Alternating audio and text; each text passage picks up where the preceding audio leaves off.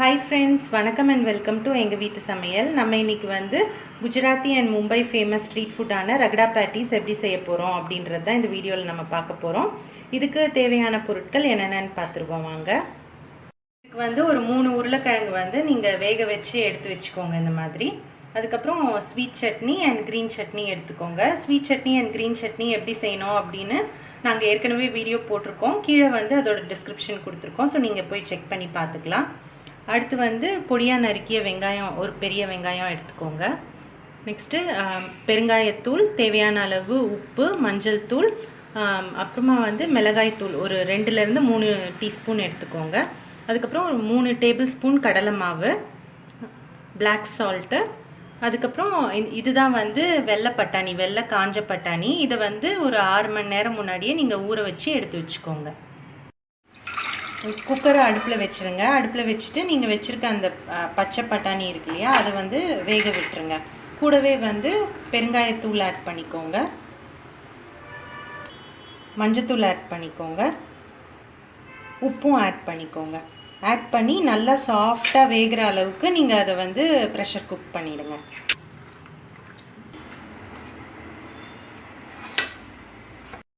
வெள்ளை பட்டாணி வெந்துட்டு இருக்கு. அதுக்குள்ளே நம்ம வந்து இந்த உருளைக்கிழங்கோட தோலை வந்து ரிமூவ் பண்ணிவிட்டு அதை நல்லா மேஷ் பண்ணிடுவோம். நம்ம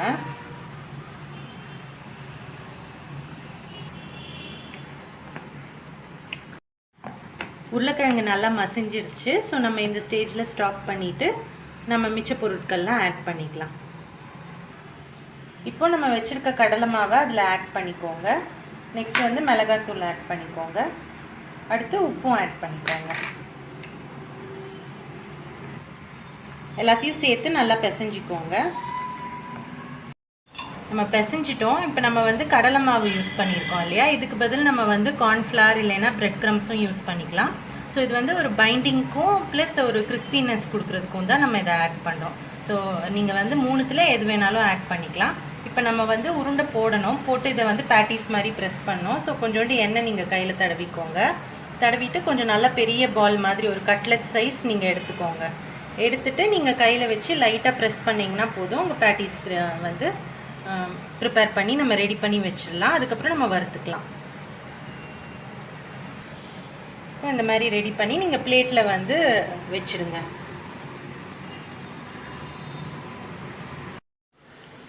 பொட்டேட்டோ பேட்டிஸ் எல்லாம் இந்த மாதிரி ரெடி பண்ணி வச்சுக்கோங்க. வச்சுட்டு நம்ம வந்து ஒரு பேனில் எல்லாத்தையும் ஷாலோ ஃப்ரை பண்ண போகிறோம். பேனில் நீங்கள் வந்து கொஞ்சோண்டு எண்ணெய் ஊற்றிக்கோங்க. எண்ணெய் சூடானதும் நம்ம வந்து பேட்டிஸை போட்டு நம்ம ஃப்ரை பண்ணலாம். உங்கள் பேனில் எவ்வளோ இடம் பார்த்துதோ அந்தளவுக்கு நீங்கள் வந்து பொட்டேட்டோ பேட்டிஸை வச்சு நீங்கள் ஷாலோ ஃப்ரை பண்ணிக்கலாம். எங்கள் காக்கா வந்து அதுக்குள்ளே கத்த ஆரம்பிச்சிருச்சு. ஒரு சைடு நல்லா வேக விட்டு நீங்கள் வந்து திருப்பிக்கோங்க. நல்லா கோல்டன் ப்ரௌனாக நல்லா கிறிஸ்பியாக அந்த மாதிரி ஸ்டேஜில் நீங்கள் திருப்பி விட்டுக்கோங்க. இன்னொரு சைடும் நல்லா வேகட்டும். நல்லா கோல்டன் ப்ரௌனாக ஆயிடுச்சு. ஸோ நீங்கள் பேட்டிஸ் எடுத்து நீங்கள் பிளேட்டில் வச்சுக்கலாம்.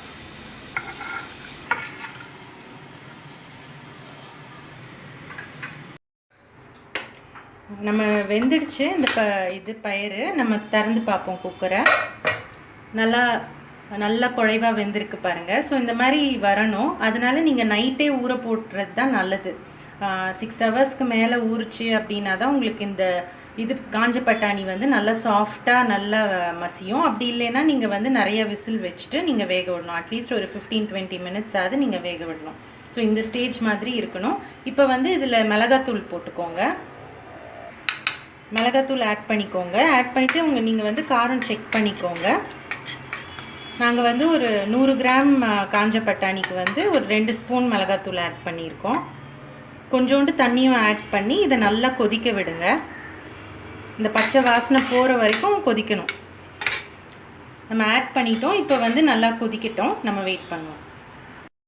இப்போது இந்த கன்சிஸ்டன்சி வந்தோடனே நீங்கள் வந்து ஆஃப் பண்ணிக்கலாம். பச்சை வாசனையும் போயிடுச்சு. ஸோ இப்போது இது கரெக்டான ஸ்டேஜ். இப்போ வந்து நம்ம பொட்டேட்டோ பேட்டிஸும் ரெடி ஆகிடுச்சு, ரகடாவும் ரெடி ஆகிடுச்சு. இதை எப்படி அரேஞ்ச் பண்ணலான்னு பார்ப்போம். ஸோ ஃபஸ்ட்டு பொட்டேட்டோ பேட்டிஸை நீங்கள் ஒரு பிளேட்டில் அரேஞ்ச் பண்ணிக்கோங்க. அதுக்கு மேலே இந்த காஞ்ச பட்டாணி கிரேவி இருக்குது பார்த்தீங்களா, அதை வந்து ஒரு கரண்டி போட்டுக்கோங்க.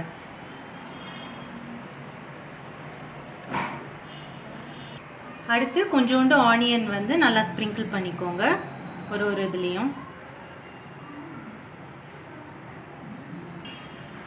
அதுக்கு மேலே மீட்டா சட்னி ஒரு ஸ்பூன் வச்சுட்டு வாங்க.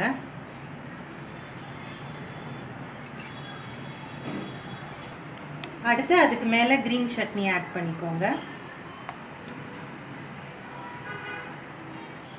அதுக்கு மேலே சில்லி பவுடர் ஸ்ப்ரிங்கிள் பண்ணிக்கோங்க கொஞ்சோண்டு. அடுத்து ரோஸ்டட் ஜீரா பவுடரும் தூவிக்கோங்க.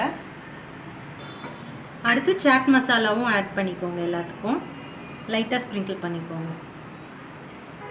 அடுத்து பிளாக் சால்ட்டும் ஆட் பண்ணிக்கோங்க. ஃபைனல் ஸ்டெப்புக்கு வந்துட்டோம். ஸோ இப்போ வந்து கொஞ்சோண்டு ஓமப்பொடியை அப்படியே லைட்டாக ஸ்ப்ரிங்கிள் பண்ணிக்கோங்க. இந்த ஓமப்பொடி வந்து நீங்கள் பேல்பூரி அளவுக்கு நீங்கள் போடணும்னு அவசியம் இல்லை, லைட்டாக போட்டால் போதும். ஃபைனலாக கொத்தமல்லி தழை வச்சு கார்னிஷ் பண்ணிக்கோங்க. நம்ம வீட்லேயே ஹைஜீனிக்கான முறையில் சாட் ஐட்டம் ரெடி ஆகிடுச்சு. ஸோ நீங்களும் டெஃபினட்டாக ட்ரை பண்ணி பார்க்கலாம். இந்த ரகடா பேட்டிஸை நீங்கள் ஒன் டைம் உங்கள் குழந்தைங்களுக்கு செஞ்சு கொடுத்துட்டீங்க அப்படின்னு வச்சுக்கோங்களேன், நீங்கள் டயர்டாகிற வரைக்கும் திரும்ப திரும்ப திரும்ப திரும்ப கேட்பாங்க.